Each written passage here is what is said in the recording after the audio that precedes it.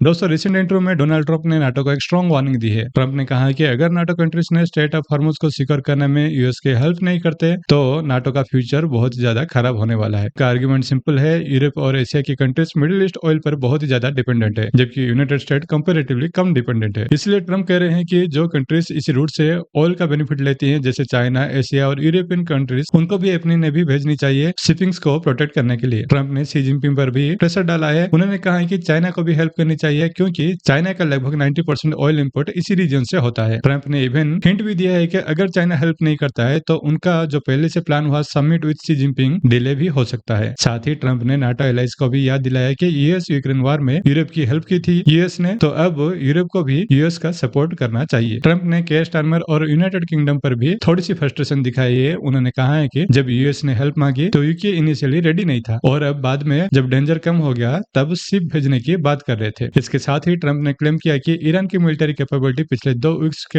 Attack के बाद largely काफी ज्यादा डैमेज हो चुकी है। उन्होंने यह भी वार्निंग दी है कि अगर जरूरत पड़ी तो यूएस ईरान के खार्ग आइलैंड ऑयल इंफ्रास्ट्रक्चर पर भी स्ट्राइक कर सकता है। अभी शॉर्ट फॉर्म में समझा जाए, ईरान की वार की वजह से ऑयल प्राइसेस ऑलरेडी $100 प्रति बैरल तक पहुंच चुकी है। State of Hormuz global energy के लिए लाइफलाइन है। यूएस चाहता है कि इनिशियली नावल कोalition बने और अगर नाटो कंट्रीज सपोर्ट नहीं करती है तो अलायंस का फ्यूचर पर भी क्वेश्चन खड़ा हो सकता है। इसलिए पूरी दुनिया का नजर एक ही जगह पर है, स्टेट ऑफ हॉर्मुज। अगर ये रूट ब्लॉक हो गया तो इम्पैक्ट सिर्फ मिडिल ईस्ट पर नहीं पूरी वर्ल्ड इकोनॉमी पर पड़ेगा। दोस्तों ऐसी ही इंफॉर्मेशन के लिए हमारे चैनल को लाइक, शेयर और सब्सक्राइब करना ना भूलें।